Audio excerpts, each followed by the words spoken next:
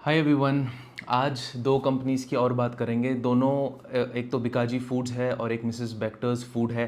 तो मैंने एक पोल रन किया था, उसमें मैंने एक शेड्यूल शेयर किया था। तो आज इन दोनों कंपनीज़ को डिस्कस करने का टाइम है और बहुत सारी रिक्वेस्ट आई है मेरे को इस कंपनीज़ को डिस्कस करने की। तो बिकाजी फूड्स का तो Q2 का रिज़ल्ट आ गया है, Q2 का।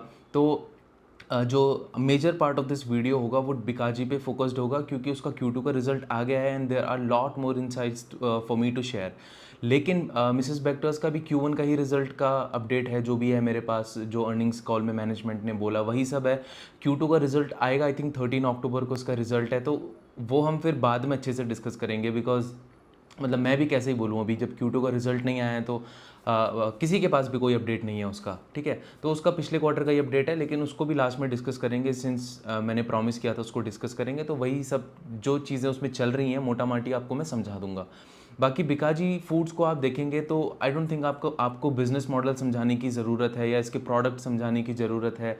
आपने इसके प्रोडक्ट खाए होंगे, यूज़ किए होंगे, मतलब कंज्यूम किए होंगे बेसिकली। और आप देखेंगे अभी दिवाली में पर्टिकुलरली इस जो ये वाला फेस्टिवल सीज़न है, मैंने 3-4 स्टोर्स में कुछ ना कुछ कुछ इधर से लिया, कुछ उधर से लिया। तो ये जो बिग डिपार्टमेंटल स्टोर्स हैं, जो ये मॉडर्न ट्रेड के जो जिन्हें कहते हैं ना ड्राइवर्स हैं, वहाँ पे मैंने देखा कि बिकाजी फूड्स इनफैक्ट जो इनका कोर मार्केट्स हैं और फोकस मार्केट्स हैं, उत्तराखंड दोनों में नहीं आता है। And I am from Uttarakhand. तो और but I live in Dehradun, so ये बहुत like it's a capital city of our state. तो यहाँ पे तो इनका प्रोडक्ट जो इनका डिस्ट्रीब्यूशन है मुझे तो ठीक लगा। मेरे को नॉर्मल मैं किराना स्टोर में भी जाता हूँ, बिकाजी मेरे को दिखता है, आज से नहीं पहले से दिखता है। और पर्टिकुलरली अभी दिवाली में जो ये प्रमोशनल ऑफर्स चला रहे हैं, फैमिली पैक्स की अगर मैं बात करूँ तो किसी भी, अगर मैं लोकल डिपार्टमेंटल स्टोर्स में जाऊँ जो जो जिनका प्रेजेंस थोड़ा लोकल है, जैसे सुविधा के यहाँ पे स्टोर्स हैं, काफ़ी सारे हैं। और लेकिन अब बड़े में भी मैं जाऊँ, बिग बाज़ार एंड ऑल, यहाँ पे भी जाऊँ, तो जो इनके फैमिली पैक्स हैं वो काफ़ी प्रोमिनेंटली दिख जाते हैं, सामने दिख जाते हैं ऑफर्स में। तो अप फ्रंट मुझे ऐसा लग रहा है कि Q3 का जो इनका रिजल्ट आएगा आगे, ये और अच्छा आने वाला है। बट अगेन हमको ये समझना पड़ेगा कि पिछला जो साल में दिवाली रहा है वो नवंबर में रहा है, और वो भी एक अच्छा खासा उस टाइम पे भी सेल हुआ था। तो उसके ऊपर इस टाइम पे कितना ग्रो कर पाएगी कंपनी, तो बेस ऑलरेडी हाई होगा और उसको हमको देखना है कि वहाँ पे ये कितना ग्रो कर सकती है। तो शुरू करते हैं इसके बिजनेस मॉडल से। पहले इसके प्रोडक्ट्स को एक बार आप समझना तो कुछ होता नहीं है इसके प्रोडक्ट्स में, लेकिन एक बार आप देख लो। भुजिया है, नमकीन है, पैकेज स्वीट्स हैं, वेस्टर्न स्नैक्स हैं, पापड़ हैं और थोड़े बहुत अदर्स जिसमें फ्रोज़न वगैरह बेचते हैं। ठीक है, अब इसके हम रिज़ल्ट की बात करेंगे। तो आप अपनी स्क्रीन पे अभी इनकम स्टेटमेंट देखेंगे। एक second, where is the income statement? Yes. So consolidated financial performance की मैं बात करूंगा, क्वार्टर एंडेड 30 सितंबर 2024, Q2 का रिजल्ट। इसको कंपेयर करेंगे हम Q2 FY24 के रिजल्ट से। एंड फिर हम देखेंगे कि कैसा कैसा ग्रोथ रहा है। तो रेवेन्यू फ्रॉम ऑपरेशंस आप देखो, टोटल रेवेन्यू आप देखो 7291 मिलियन का है। तो उसको ऑफ कोर्स आपको करोड़ में कन्वर्ट करना है, तो 10 से डिवाइड करना पड़ेगा। तो 729 करोड़ का आप रेवेन्यू यहाँ पे कर सकते हैं। मोटा माटी इसमें आपको क्या देखना होता है, किसी भी ऐसी कंपनी जो ये कंजम्पशन बेस्ड है, आपको ग्रॉस मार्जिन चेक करने हैं कितने हैं। अभी 33.3 है। आप देखो एक अलग से डॉटेड रो के अंदर इन्होंने ग्रॉस मार्जिन्स, एबिटा मार्जिन्स और नीचे पैट मार्जिन्स दिया है। तो ग्रॉस मार्जिन्स आप देखोगे 33.3% के हैं और एबिटा मार्जिन्स 14.8% के हैं अभी। लेकिन इससे पहले वाले क्वार्टर में जो ग्रॉस मार्जिन्स थे वो थोड़ा ज़्यादा थे। तो 50 बेसिस पॉइंट्स का एक डिक्लाइन आया है एबिटा मार्जिन्स में, which is never a good sign. But वो क्यों आया उसको आगे जाके हम डिस्कस करेंगे। और कोई बहुत ज़्यादा भी नहीं है, बट हाँ एक नेगेटिव तो होता ही है अगर थोड़ा भी आपका एबिटा में डिक्लाइन आ रहा है, ग्रॉस में डिक्लाइन आ रहा है, ग्रॉस मार्जिन में। एबिटा भी आप देखेंगे, एबिटा में ठीक ठाक डिक्लाइन आया है, 120 बेसिस पॉइंट्स का डिक्लाइन आपको दिखेगा एबिटा में। तो it is not a good sign. PAT margin में आप देखेंगे, पैट मार्जिन में भी डिक्लाइन आया है। तो ये सब क्यों हुआ है, बेसिक चीज़ें क्या हैं। जो पाम ऑयल है आप देखेंगे, पाम ऑयल और एंड अदर एडिबल ऑयल्स भी आप देखेंगे, तो उनका जो इनपुट प्राइस है, जो कॉस्ट है, उनका बढ़ गया है। और इन्होंने क्या किया, अक्टूबर के बाद से ही 2.5% अपना प्राइसिंग का हाइक लिया है। तो बहुत सारी कॉस्ट है जो अभी अपने अंदर ही ये मैनेज कर रहे हैं कॉस्ट ऑप्टिमाइजेशन ड्राइव्स के थ्रू, या जितने भी स्टेप्स ले रहे हैं अपनी कॉस्ट को कम करने के लिए, वहाँ पे मैनेज कर रहे हैं कॉस्ट को। अप फ्रंट ये सारा का सारा कॉस्ट अभी तक एटलीस्ट इन्होंने अपने कस्टमर्स को ट्रांसफ़र नहीं किया है। 2.5% का कट लिया है। आगे जाके इनसे किसी ने क्वेश्चन भी पूछा था कि आप और कट लेंगे, बिकॉज क्लियरली 2.5% का एक प्राइस हाइक लेना लग तो नहीं रहा है कि सफिशिएंट होगा। तो इन्होंने ऐसा कहा है, जो इनकी मॉट एक दाल होती है जिससे ये, जिनका रॉ मटेरियल होता है जिससे नमकीन्स वगैरह बनाते हैं, या फिर आप पोटैटो ले लें, तो अभी ये कह रहे हैं पोटैटो के लिए नेक्स्ट 1 मंथ में जब नई सप्लाई आ जाएगी खरीफ की, तो उसमें 50% हमको कम प्राइस पे करना पड़ेगा। अभी पोटैटो ऑफ द रूफ है, आप देखेंगे अपने लोकल वेजिटेबल वेंडर्स के पास भी जाएंगे तो पोटैटो का जो भाव है अभी वो काफ़ी ज़्यादा बढ़ा हुआ भी है। तो इनको भी हाई प्राइस पे पोटैटो मिल रहा है। अब वो ठीक है, थोड़ा टाइम के लिए, लिमिटेड टाइम के लिए ये उस पेन को झेल सकते हैं। आगे जाके कह रहे हैं प्राइस हाइक तो मुझे नहीं लग रहा है कि बहुत ज़्यादा करेंगे, लेकिन इनका ये है कि मॉड दाल इनकी प्राइसिंग उसमें कम हो जाएगी, और पल्सेस में भी प्राइसेस कम हो जाएगी, बिकॉज इनका रॉ मटेरियल यही है, नमकीन वगैरह इसी से तो बनती हैं, और पोटैटो चिप्स वगैरह इसी से तो बनते हैं। तो वो आपको देखना पड़ेगा कि किस हिसाब से कितना प्राइस में रॉ मटेरियल में कम होता है, बिकॉज Q3 में आके बता देंगे कि क्या हमारा चल रहा है। तो ये रहा इनका बेसिक जो स्नैपशॉट है एक फाइनेंशियल पैरामीटर्स का, कि कैसा कैसा रहा है। अब मैं आपको अगर दिखाऊं इनके डिफरेंट डिफरेंट सेगमेंट्स कैसे ग्रो कर रहे हैं, पहले आप ये देखो कि इनके जो सेगमेंट हैं इसमें किस किस चीज़ का कितना कितना प्रपोर्शन है। तो आप अगर अपनी स्क्रीन पे देखें कि Q2 FY25 का प्रोडक्ट मिक्स हम इसको कहेंगे, तो सबसे ज़्यादा एथनिक स्नैक्स का 68%, Q2 FY24 की मैं बात कर रहा हूँ, तो एथनिक स्नैक्स का 68.9% रहा था, पैकेज्ड स्वीट्स का 17% रहा था, वेस्टर्न स्नैक्स का, ये आप अपनी स्क्रीन पे देख सकते हो पॉज करके, ऑल राइट। और अभी क्या है, जो इनके आप पैकेज्ड स्वीट्स देखेंगे ना, Q2 FY25 राइट वाला जो पाई चार्ट है उसमें अपटिक आया है। तो इनका भी यही कहना है कि हमारा जो एथनिक है वो अभी खाली 10% से ग्रो कर रहा है। If I can also show you the slide, हाँ अभी ये वाली स्लाइड आप देखो, वॉल्यूम्स तो इन्होंने 15% से ग्रो करे। Important slide, very important slide. Volume यहाँ पे इन टर्न्स दिया है, 15% से ग्रो किया है YOY, अच्छा साइन है। क्योंकि अगर आप बड़ी बड़ी कंजम्पशन कंपनीज़ को देखेंगे, FMCG, मैंने बहुत डिटेल में जाके एक वीडियो बनाया था, टाटा कंज्यूमर, नेस्ले और एक और कंपनी को मैंने डिस्कस किया था उसमें, तो HUL को। तो उसमें आप देखेंगे मैंने सेम चीज़ बताई थी कि पूरे इंडस्ट्री में FMCG में चल क्या रहा है, परेशानी कहाँ है, बिकॉज वहाँ पे ग्रोथ नहीं है। वो जो कंपनीज़ हैं जो बड़ा है, जिनका ऑलरेडी बेस हो चुका है, उनको आगे अपना मार्केट शेयर को एक्सटेंड करने में और प्रोडक्ट को बेचने में वहाँ पे उनको बहुत दिक्कत आ रहा है। इसीलिए वो इतना ज़्यादा मार्केटिंग कैंपेन्स चला रहे हैं, प्रमोशनल एक्टिविटीज़ कर रहे हैं। तो इन पे भी एक प्रॉब्लम आता है जो ये छोटी कंपनीज़ होती हैं, बिकॉज इनको खतरा हो जाता है कि हमारा प्राइस पॉइंट हमसे, हमारा मार्केट शेयर रादर हमसे छीना जा रहा है। तो इनको भी कम प्राइस पे आके, या फिर जो भी इनका बजट होता है मार्केटिंग का, एडवर्टीजमेंट एंड प्रमोशन का, उनको वो बढ़ाना पड़ता है। और ब्रांड को प्रमोट करने से ज़्यादा फिर ये इस टाइम पे क्या करते हैं, कंज्यूमर्स को ज़्यादा टारगेट करते हैं, उनके लिए, उनकी तरफ they shift their marketing budget towards consumers rather than building their own brand for the time being, जब तक कि कॉम्पिटिटिव इंटेंसिटी बहुत हाई है। तो इसीलिए इनका एबिटा और ग्रॉस एबिटा में पर्टिकुलरली 12 1.2% का डिप भी आया है, तो वो इसीलिए भी आता है। फिर आप रेवेन्यू फ्रॉम ऑपरेशंस देखेंगे तो 18.5% से बढ़ा है, जो सेकंड वाला ग्राफ है, 18.5% से रेवेन्यू बढ़ा है। लेकिन इसमें PLI के बेनिफिट्स इंक्लूडेड हैं, अगर नहीं होते तो 16% से इनका रेवेन्यू बढ़ता। अब एथनिक स्नैक्स की बात करता हूँ मैं, बिकॉज मैंने बताया बहुत बहुत अलग अलग डिविजन्स हैं इनके। तो एथनिक स्नैक्स आप देख रहे हो 10.5% से ही बढ़ा है, और कंपनी ने बोला है कि एथनिक स्नैक्स हमारे कम बढ़े हैं बिकॉज अर्बन स्लो डाउन है। इस कंपनी ने भी ये बोला है, जो बड़ी बड़ी FMCG कंपनीज़ है वो सब यही कह रही हैं।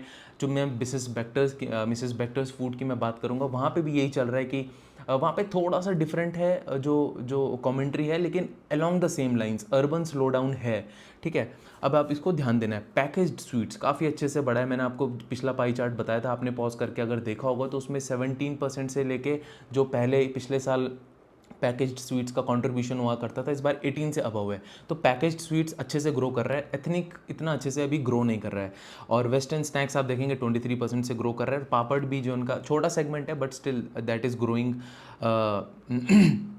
एट 26%। तो अच्छी बात है। ये सब स्लाइड्स दिखाने के लिए इतना ही है मेरे पास, कुछ है नहीं। लेकिन अर्निंग्स कॉल को अभी हम देखते हैं कि क्या क्या इंटरेस्टिंग चीज़ें चल रही हैं। कंपनी बहुत ही इंटरेस्टिंग फेज से होकर गुजर रही है, काफ़ी एक्विजिशन किए हैं, तो वो सब भी मैं बाद में डिस्कस करूँगा। जो मैंने इंपॉर्टेंट पॉइंट्स लिखे हैं उसको मैं देख लेता हूँ। तो सबसे पहले दोनों कंपनीज़ के केस में, बिकाजी के और बेक्टर्स के केस में आपको ये समझना है कि इनका जो बिज़नेस मॉडल है ये प्राइमरीली ड्रिवन है एक डिस्ट्रीब्यूशन वाले बिज़नेस मॉडल से। अगर ये अपना डिस्ट्रीब्यूशन पॉइंट्स जो हैं, चाहे वो डायरेक्ट हों चाहे वो इनडायरेक्ट हों, अगर ये जितना स्पीड से डिस्ट्रीब्यूशन पॉइंट्स को बढ़ाएंगे उतना इनके प्रोडक्ट को एक विजिबिलिटी मिलेगी, एक शेल्फ मिलेगा दुकानदारों के दुकानों पे, डिस्ट्रीब्यूटर्स के दुकानों पे, और उतना ही likely the customers will be to consume their products. तो सबसे पहले आपको समझना है वॉल्यूम लेड इनका ग्रोथ आना चाहिए, और दोनों कंपनीज़ का यही कहना है इस टाइम पे कि सिंस कॉम्पिटिटिव इंटेंसिटी इतनी हाई है पूरी इंडस्ट्री में, तो अपना मार्केट कोई नहीं खोना चाहता, चाहे वो छोटी कंपनी हो चाहे वो बड़ी कंपनी हो, एंड बड़ी कंपनी को तो खासकर, बिकॉज वो मार्केट खोएगी तो ये छोटी कंपनीज मार्केट पकड़ेंगी।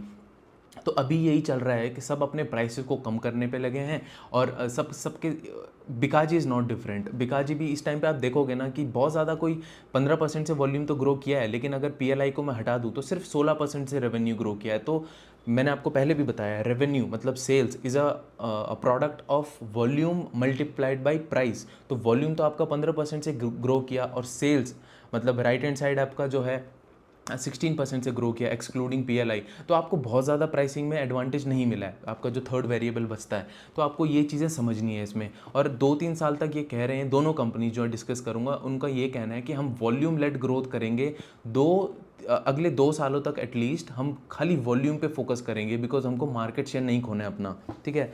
बाकी स्वीट्स का पोर्टफोलियो, अभी अभी दोनों कंपनीज में डिफरेंस क्या है कि बिकाजी के केस में इनका 2-3 साल से ये एक्सपेंशन कर रहे हैं, केपेक्स अपनी कैपेसिटी इन्होंने बढ़ाई है। अगले 2-3 साल तक इनके पास कोई मेजर केपेक्स नहीं है, थोड़ा बहुत ही एक्विजिशन कर रहे हैं, उसका उसमें पैसा जा सकता है, लेकिन कोई मेजर केपेक्स प्लान नहीं है।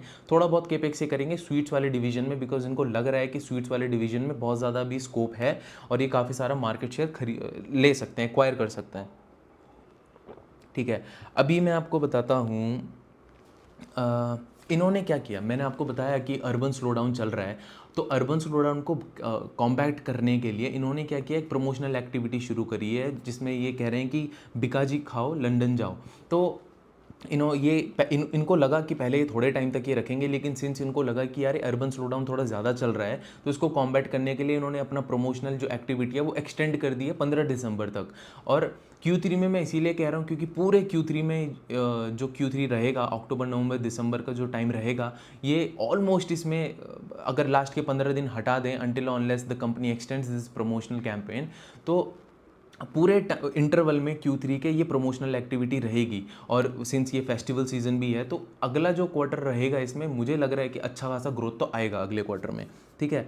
इट्स वेरी अनलाइकली, बिकॉज मैंने पर्सनली एक्सपीरियंस भी बताया, 2-3 बड़े बड़े डिपार्टमेंटल स्टोर्स में मैं गया, तो वहाँ पे काफ़ी, मतलब आप घुसेंगे डिपार्टमेंटल स्टोर में तो मिठाइयाँ आपको दिखती हैं फेस्टिवल सीजन के टाइम पे, और बिकाजी के फैमिली पैक्स काफ़ी प्रोमिनेंटली मेरे को दिखे। अब ऑफ कोर्स सैम्पल बहुत छोटा है, 3-4 स्टोर्स में ही मैं गया, बट मेरा कहना ये है कि ये तो ना तो इसका कोर मार्केट है उत्तराखंड, और ना इसका फोकस मार्केट है। तो जो बिना कोर और बिना फोकस मार्केट के भी अच्छी खासी विजिबिलिटी मेरे को उत्तराखंड के कैपिटल सिटी में दिख रही है। तो जो इसके फोकस मार्केट्स हैं that are growing by more than 27%, जिसमें छत्तीसगढ़ दिल्ली वगैरह आता है, और जो इसके कोर मार्केट्स हैं जहाँ ये पहले से इस्टेब्लिश्ड है, वो भी इसका 12-13% से ग्रो कर रहा है। तो एक बार आप कोर मार्केट्स का ज़रूर से चेक कर लीजिएगा, बिकॉज आई एम नॉट, मुझे अभी बैक ऑफ द माइंड नहीं आ रहा है कि क्या है, ठीक है। और ये सब मैंने आपको बता दिया। अर्बन को कॉम्बैट करने के लिए उन्होंने ये किया है, पोटैटो में प्राइसेस कम हो जाएंगे, एडिबल ऑयल में भी इनका, एडिबल ऑयल का भी प्राइसेस इनको अब आगे जाके लग रहा है कि कम हो सकता है, इसीलिए हमको कोई एग्रेसिव प्राइस हाइक यहाँ से नहीं करना है, ठीक है। ओके। तो छत्तीसगढ़ में इनका फोकस स्टेट था, और 1 साल हो चुका है इनको छत्तीसगढ़ में, इनको अपने प्रोडक्ट्स को, अपने डिस्ट्रीब्यूशन को लॉन्च किए हुए, और रायपुर में भी इनकी एक मैन्युफैक्चरिंग फैसिलिटी है, इसीलिए छत्तीसगढ़ इन्होंने फोकस स्टेट बनाया। तो वहाँ से अच्छा रिस्पॉन्स आ रहा है इनको छत्तीसगढ़ से। दिल्ली भी इनका एक फोकस स्टेट है, लेकिन दिल्ली से इतना अच्छा इंकरेजिंग रिस्पॉन्स नहीं आया, but that is also because Delhi is a capital city, India की कैपिटल है, वहाँ पे हर कोई फोकस करता है। That's why the competitive intensity in that particular Delhi NCR region is very very high. आपको हर टाइप का, अब आपको मास प्राइसिंग से लेके प्रीमियम प्राइसिंग से लेके हर तरीके का आपको स्नैक्स वहाँ पे मिल जाएगा। इसीलिए बिकाजी हो या कोई और हो, वहाँ पे प्रॉब्लम आता ही है, because competition is very high. अब इसके लास्ट में 2 एक्विजिशंस की मैं बात करता हूँ। रिसेंटली अभी कुछ टाइम पहले इसने हेज़लनट फैक्ट्री को एक्वायर किया। इट्स नॉट अ फैक्ट्री जो हेज़लनट बनाती है, कंफ्यूज मत होना। ये आप एक कह सकते हैं कि आर्टिजनरी स्वीट्स और पेस्ट्रीज़, केक, ये बेकरी टाइप का एक कैफ़े चेन है। बहुत ज़्यादा इसके स्टोर्स नहीं है। आई थिंक 2-3 लखनऊ, 4-5 लखनऊ में है, एक कानपुर में है और एक दिल्ली में है। तो एक्वायर किया है बिकॉज कंपनी का मैनेजमेंट का कहना है कि we want to build a house of brands. और ये क्यूएसआर में भी थोड़ा इनका एक एक्सपोजर हो जाएगा इसको लेके। तो देखना पड़ेगा, क्योंकि जो एबिटा इसका हेज़लनट का अभी करंट एबिटा है वो भी 11-12% का है। 130 करोड़ में इन्होंने एक्वायर किया है। अभी इन्होंने आई थिंक सिर्फ 40% एक्विजिशन लिया है उस कंपनी का, और डाउन द लाइन 1-2 क्वार्टर्स में जाके ये 53% इसको एक्वायर करेंगे। तो पूरी मतलब मेजॉरिटी स्टेक इस कंपनी बिकाजी के पास आ जाएगा। ठीक है, तो उसको ये भी लगता है, बिकाजी के मैनेजमेंट को ये लगता है कि जो ये बेकरी वाला स्पेस है और जो जिसे हम कहते हैं ना आर्टिजनरी स्वीट्स, जो आप कस्टमाइजेबल स्वीट्स बनाते हैं अपने कस्टमर्स के लिए एंड ऑल, ये सब कैफ़े वाला ये जो इनका पोर्टफोलियो है, ये 5 से 10 साल में काफ़ी अच्छे से ग्रो कर सकता है। तो ये अभी से एक्वायर करके रख रहे हैं। बैलेंस शीट कंपनी की स्ट्रांग है, उसमें कोई प्रॉब्लम नहीं है। कोई मेजर केपेक्स लाइंड अप नहीं है नेक्स्ट 2-3 साल के लिए। तो उस हिसाब से भी आपको देखना पड़ेगा कि बैलेंस शीट स्ट्रांग है, पैसा है, तो ये एक्वायर कर भी रही है। इसने अरीबा फूड्स को भी एक्वायर किया था, 55% स्टेक लिया था, वो फ्रोज़न में है। तो इनका क्या होता है ना, फ्रोज़न इनका मोस्टली 4-5% इनका एक्सपोर्ट से रेवेन्यू आता है, और उसमें से भी 20 से 25% या 30% आप लगा लो एक्सपोर्ट्स में, जितना भी ये करते हैं उसमें से 25-30% फ्रोज़न फूड्स का ये एक्सपोर्ट करते हैं। तो ये अरीबा जो इन्होंने एक्वायर किया है, ये फ्रोज़न फूड्स ही बनाती है। तो ये काइंड ऑफ बैकवर्ड इंटीग्रेशन के लिए, ताकि इनको एक सप्लाई सिक्योर हो जाए फ्रोज़न फूड्स के लिए। तो ठीक है, अच्छे ग्रो कर रही है कंपनी। क्यू कॉमर्स भी इनका काफ़ी अच्छे से ग्रो कर रहा है।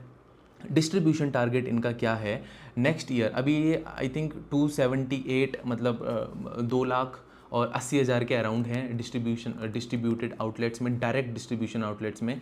और इनका कोशिश ये रहेगा कि नेक्स्ट FY26 के एंड तक ये 3,50,000 डिस्ट्रीब्यूशन पॉइंट्स तक पहुंचेंगे। तो अच्छे से ग्रो भी कर रहे हैं। मुझे ऐसा लगता है कि कंसिस्टेंटली ग्रो कर सकता है आगे, but entry valuations are little high as of now. Little नहीं, ठीक ठाक हाई हैं as of now, but if you already have this stock then it is probably going to do pretty well for the next few quarters. लेकिन again, अगर track करना छोड़ दोगे, देखना छोड़ दोगे, तो मुझे आके आप कुछ बुरा भला मत कहिएगा आगे। आपको अगला क्वार्टर का रिजल्ट भी देखना पड़ेगा, विच आई एम प्रीटी श्योर, मतलब बहुत कॉन्फिडेंट हूँ मैं, श्योर तो कुछ नहीं हो सकता है, but I am pretty confident कि नेक्स्ट क्वार्टर इसका अच्छा रहने वाला है। और ये एबिटा का मेंटेन करके चलेंगे 13.5% पे, और उससे बाद इंक्रीज़ करेंगे तो करेंगे, लेकिन मेंटेन करके चलेंगे 13.5। पहले ये 14 का कह रहे थे, इस 14 के अराउंड, लेकिन अब वो थोड़ा कम कर दिया इन्होंने, which is not a good sign by the way. लेकिन प्राइसेस ही ऐसे बढ़ रहे हैं, आपके इनपुट के प्राइसेस, तो पूरी इंडस्ट्री में हलचल मची हुई है। पाम ऑयल के जब से प्राइसेस बढ़े हैं, एडिबल ऑयल के जब से प्राइसेस बढ़े हैं, तो वो चीज़ भी हमको देखनी पड़ेगी कि किस तरीके से अपना मार्केट शेयर इनको नहीं खोना है। तो थोड़ा पेन हो सकता है इंडस्ट्री में, but festival season can be a respite for this company. अब हम बात करते हैं मिसेस बेक्टर्स फूड की। अब उसके लिए मेरे को नया प्रेजेंटेशन खोलना पड़ेगा। यस, तो उसका भी आपको पता है, मिसेस बेक्टर्स का बहुत डिस्कशन होता है इसका, यूट्यूब पे, ट्विटर पे, हर कोई करता है आके, बिकॉज ये बहुत ईजी बिजनेस मॉडल्स हैं। जब आपने मुझे बोला कि इसके ऊपर वीडियो बनाए, तो I was also very surprise कि यार ये तो आपको खुद से समझ आ जाना चाहिए पीपीटी पढ़ के। कोई भी प्रॉब्लम नहीं है इसके बिजनेस मॉडल में। प्रोडक्ट एकदम ऐसे हैं कि ये ट्रांसफॉर्मर नहीं बनाती है, ये ट्रांसमिशन टावर्स नहीं बनाती है, ये ऑप्टिकल फाइबर केबल नहीं बनाती है, ये बिस्किट बनाती है, ये ब्रेड बनाती है। इसकी मैं बात कर रहा हूँ बेक्टर्स फूड की। क्रेमिका आपने बिस्किट खाए भी होंगे बहुत सारा, मैंने तो खाए हैं, तो इसीलिए मेरे को पता है। इंग्लिश ओवन के ब्रेड्स में यूज़ करता हूँ पर्सनली, और हमेशा नहीं, बट हाँ, जब पर्टिकुलरली जब मैं क्यू कॉम से मंगाता हूँ, ब्लिंकिट से या इंस्टामार्ट से, तो वहाँ पे तो रेडिली अवेलेबल होता है, मुंह के आगे दिखता है कि हाँ इंग्लिश ओवन का ब्रेड है यहाँ पे। तो देखा ही होगा आपने यार इसका, तो पोर्टफोलियो भी कोई ऐसा कोई बहुत प्रॉब्लम नहीं है इसको समझने में। तो आप अभी अभी इसकी बेक्टर्स फूड की पहले Q1 FY25 का रिजल्ट है, एक क्वार्टर पुराना रिजल्ट है, अब तो नए के आने वाले हैं, लेकिन सिंस यही है तो यही अभी डिस्कस करेंगे हम। ठीक है, अब अभी आप इसमें एक सेकंड, इसकी मैं इनकम स्टेटमेंट खोलता हूँ। यस, अभी आप profit and loss consolidated income statement देखो Q1 FY25 की। तो एज़ ऑलवेज मैं एब्सोल्यूट नंबर्स पे फोकस नहीं करता हूँ, मैं ग्रोथ पे फोकस करता हूँ। तो आप वाई ओ वाई वाला कॉलम देखिए बस। तो रेवेन्यू, बाकी आप पॉज करके देख सकते हैं if you want to go into detail, but revenue from operations आप देखो 17.4% से बढ़ा है। बहुत ही इंटरेस्टिंग चीज़ मैं बताऊंगा आपको, लेकिन आपको ये अभी थोड़ा देखना पड़ेगा। Revenue from operations 17.4% Y O Y बढ़ा है। फिर आप नीचे आओ ग्रॉस प्रॉफिट पे, ठीक है, जो बोल्ड में ब्लैक और बोल्ड में लिखा हुआ है, ग्रॉस प्रॉफिट बढ़ा है आपका 20.1% से। उसके नीचे आओ आप, एबिट्टा आप देखोगे सिर्फ 10.5% से बढ़ा है। तो आपने देखा रेवेन्यू आपका बढ़ा कितना, 17.4% से, और एबिट्टा आपका बढ़ा सिर्फ 10.5% से। और पैट की तो आप बात ही मत करो, पैट तो आपका सिर्फ और सिर्फ 1.7% से बढ़ा है वाई ओ वाई। तो आपको यहाँ पे सब सीधे सीधे समझ आ रहा है कि यार जब रेवेन्यू इतनी अच्छी स्पीड से ग्रो कर रहा है और एबिटा और पैट में हमको पेन आ रहा है, उतने अच्छे से हमको ग्रो, मतलब रेवेन्यू अगर 17.5% से ग्रो किया है 17.4% से, तो हम ये कहते हैं कि अगर एबिटा और पैट आपका 17.4 को हटा के लेट्स से 18% से भी ग्रो करता, तो हम कहते हैं इसको ऑपरेटिंग लेवरेज मिला है, कॉम्पिटिटिव इंटेंसिटी हाई नहीं है इंडस्ट्री में। और अगर है भी तो इस कंपनी को कोई परेशानी नहीं हो रही है। बट सिंस रेवेन्यू 17.4% से बढ़ा और एबिटा आपका सिर्फ 10.5% से बढ़ा है, और पैट तो आपका हार्डली 2% से भी नहीं बढ़ा है, तो यहाँ पे आपको क्लियरली समझ आना चाहिए कि कुछ ना कुछ ऐसा हुआ है कि इसको ऑपरेटिंग कॉस्ट में ज़्यादा परेशानी हुई है, या फिर इसका ग्रॉस तो खैर नहीं अटैक, क्योंकि ग्रॉस तो 20% से ग्रो किया है। तो इसका रीज़न क्या है, कहाँ इसको ऑपरेटिंग डी लेवरेज मिला? तो पहला रीज़न तो यही है कि फ्रेट कॉस्ट इसका बढ़ गया था, ट्रांजिट टाइम, क्योंकि Q1 में हर कोई कंपनी जो एक्सपोर्ट करती है, ये भी 60-70 कंपनीज में अपने प्रोडक्ट्स को एक्सपोर्ट करती है। मैं अगर बात करूं तो साउथ अमेरिका में इसके डिस्ट्रीब्यूटर्स हैं, वहाँ पे अपनी क्रेमिका के ब्रांड को बेचता है। बाकी जो जो नॉर्थ अमेरिका में है, वॉलमार्ट वगैरह जो ये स्टोर चेन्स हैं, वहाँ पे या तो ये क्रेमिका के प्रोडक्ट्स बेचता है, या तो जैसे किसी भी रिटेल स्टोर के लिए खुद प्रोडक्ट बनाता है, और उनको कहता है कि यार आप, मतलब ऑफ कोर्स जो उसके एंड कंज्यूमर्स हैं, कस्टमर्स हैं, जो रिटेल स्टोर्स हैं, वो अपना लेबल इसके प्रोडक्ट्स पे लगाते हैं। बनाता यही है, मिसेस बैक्टर्स ही बनाते हैं, लेकिन वो अपना प्रोडक्ट अपना लेबल लगा के आगे बेच देते हैं। और मिडिल ईस्ट में भी अभी ये बहुत ज़्यादा प्रेजेंस नहीं है। आई थिंक इन्होंने लास्ट कॉल में बोला था कि सिर्फ 2 ही एम्प्लॉयज़ हैं अभी, और वो भी they are based out of Dubai, और वो काफ़ी सारा डिस्ट्रीब्यूशन में कर रहे हैं। तो बहुत ज़्यादा तो नहीं है अभी, लेकिन अभी देखना पड़ेगा कि एक्सपोर्ट किस हिसाब से ग्रो करेंगे। बट सिंस एक्सपोर्ट ओरिएंटेड जो भी कंपनीज थी, पिछले क्वार्टर में आके उन्होंने यही चीज़ कही कि फ्रेट कॉस्ट बहुत ज़्यादा बढ़ गए हैं, तो उनको फ्रेट कॉस्ट बढ़ गए तो ऑफ कोर्स आपका जो प्रॉफिट है वो कम हो जाएगा। दूसरा, कॉम्पिटिटिव इंटेंसिटी मार्केट में बहुत ज़्यादा हाई है, बहुत ही ज़्यादा हाई है। और आप ये भी देखेंगे, अगर आप क्यू एस आर चेन्स को फॉलो करते हैं, बर्गर किंग और ये जितने भी ये सब हैं, मैकडोनल्ड्स, तो आप ये चीज़, रेबल फूड्स, आप ये सब चीज़ें देखेंगे ना, तो क्यू एस आर में एक स्लो डाउन है, क्लियर स्लो डाउन है, काफ़ी टाइम से चले आ रहा है।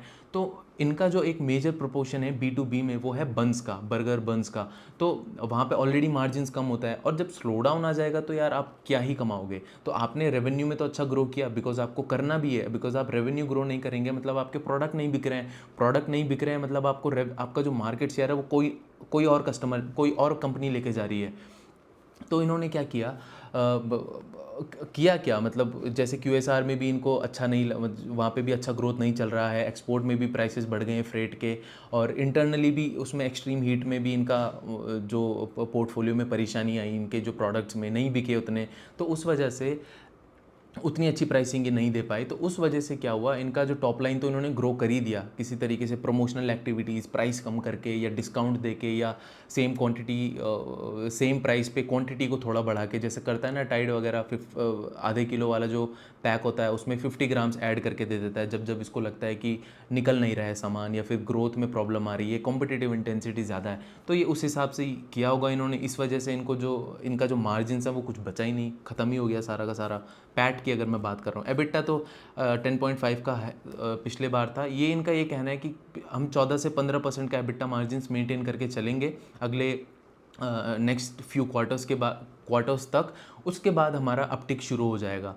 अभी इस कंपनी में क्या डिफरेंस है बिकाजी से, अगर मैं एक चीज़ बात करूं, मैंने बिकाजी के केस में कहा केपेक्स कोई मेजर प्लान नहीं है, लेकिन इसके केस में अभी ये 350 करोड़ का केपेक्स करेंगे, QIP भी ये लेके आएंगे, और QIP का भी प्लान्स है, जो सब है। तो अभी इनका केपेक्स चल रहा है एक बेकरी के यूनिट में और एक बिस्किट वाले यूनिट में। तो बिस्किट वाला I think if I am not mistaken, biscuit वाला ये इंदौर में खोल रहे हैं प्लांट, और बेकरी वाला महाराष्ट्र में खोपोली नाम की एक जगह है वहाँ पे। तो 250 करोड़ का तो सिर्फ इसी में केपेक्स आएगा, और बाकी जो मेंटेनेंस केपेक्स है और भी ये आगे जाके जो केपेक्स करेंगे, तो केपेक्स का अभी है। लेकिन अच्छी बात यह है कि इसका भी डेट टू इक्विटी 0.36% का है। तो पैसा है, बैलेंस शीट में पैसा है, ऐसे कोई बात नहीं है कि पैसा नहीं है, लेकिन ये फिर भी इनको कुछ ज़्यादा ये भी केपेक्स करने का हो रहा है। इनके मतलब प्लान्स कुछ ज़्यादा हैं अभी केपेक्स करने के। तो ये QIP रेस कर रहे हैं, और QIP आपको पता है कि QIP में मतलब at the end of the day over a longer term QIP जब आप रेस करते हो तो वो थोड़ा उसका कैपिटल कॉस्ट थोड़ा ज़्यादा ही निकल के आता है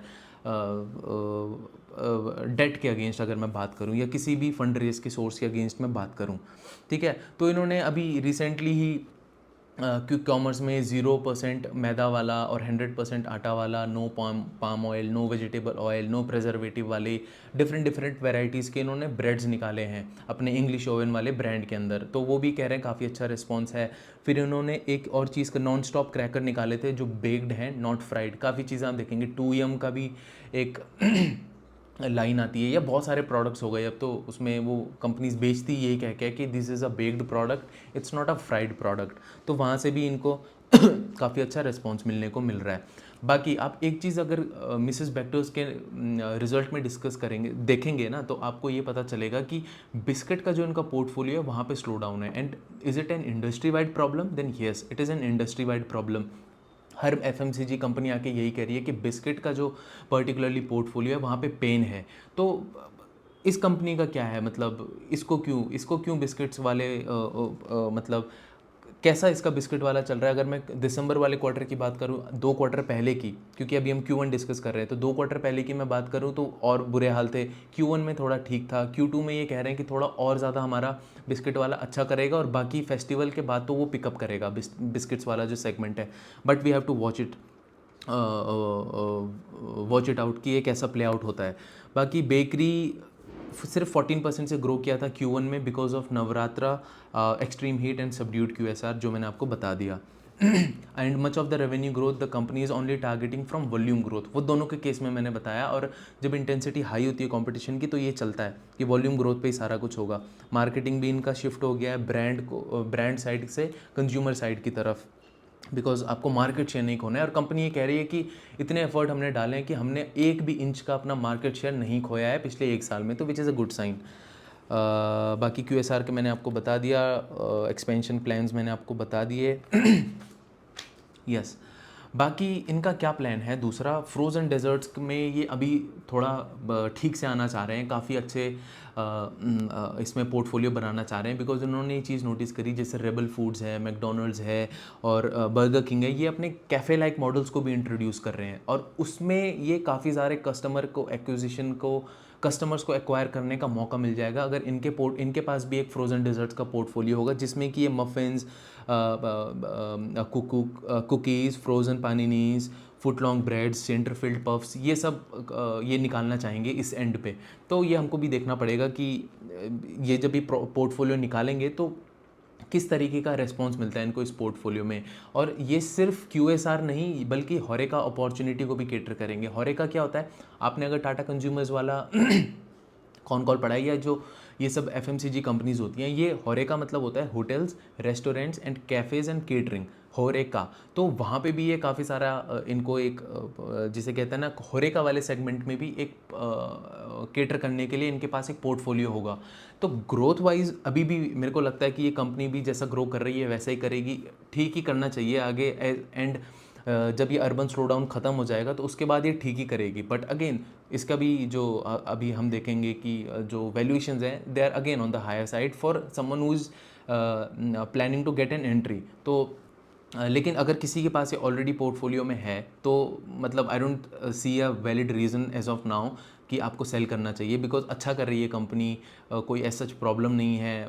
ये देखना, अब सी इनपुट प्राइसेस बढ़ेंगे तो हर कंपनी के लिए बढ़ेंगे, and the whole industry and the entire set of companies will have to transfer their input cost towards the output cost, towards the output side which is the consumer end. तो वहाँ पे उनको transfer करना पड़ेगा। तो ऐसा किसी एक पर्टिकुलर कंपनी के लिए प्रॉब्लम नहीं है, ये आपको समझना पड़ेगा। B2B में स्लो डाउन है, वो मैंने आपको बता दिया। नॉन बन बिजनेस में भी ये फोकस करेंगे, फ्रोज़न का वो मैंने आपको बता दिया। ऑपरेटिंग डी लेवरेज का भी मैंने आपको बताया कि क्यों ऐसा हुआ कि रेवेन्यू तो बहुत अच्छे से ग्रो किया लेकिन एबिटा इतना अच्छे से ग्रो नहीं किया और पैट भी नहीं किया। तो वो मेजरली इसीलिए 2-3 चीज़ें मैंने बताई। फ्रेट कॉस्ट बढ़ गया था, higher competition led to more marketing costs, इस वजह से एबिटा कम हुआ। फिर putting in more people, putting in more lines, because मैंने बताया ये बेकरी और अपने बिस्किट डिवीज़न के लिए इंदौर और महाराष्ट्र में डिफरेंट रेस्पेक्टिवली वहाँ पे ये प्लान कर रहे हैं केपेक्स को, काफ़ी मेजर केपेक्स होगा वहाँ पे। तो वही है investment, you have to invest in people, you have to invest in infrastructure, तो वहाँ पे भी आपका कॉस्ट जाएगा। तो ठीक है, कोई बहुत मतलब ऐसा कोई बिल्कुल कोई ऐसा थंब रूल नहीं है कि अगर आपको ऑपरेटिंग लेवरेज नहीं मिला तो आपको वो कंपनी देखनी नहीं है। एक होता है कि हाँ वो अच्छी कंपनी है लेकिन नहीं मिल रहा, तो आपको और चीज़ें देखनी है कि क्यों नहीं मिला। भाई क्यों नहीं मिला, तो कॉम्पिटिटिव इंटेंसिटी है, समझ आता है, हर किसी को फेस करनी पड़ रही है। But the company is also in the growth phase, वो ग्रो भी कर रही है। तो जब ग्रो करते हैं तो ऑपरेटिंग लेवरेज मिलना उतना आसान नहीं होता है।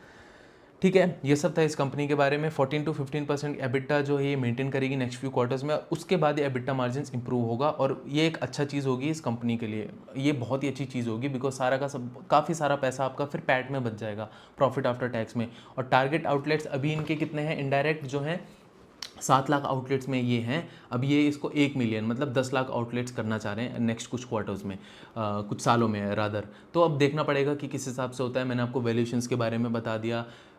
बहुत analysing these companies is a no brainer, बिल्कुल दिमाग नहीं लगता है आपको, बिल्कुल बहुत ही ईजी होता है। इनका प्रोडक्ट आपको समझ आ रहा है ना, जब आपको प्रोडक्ट समझ आएगा तो बिज़नेस समझने में क्या ही दिक्कत है।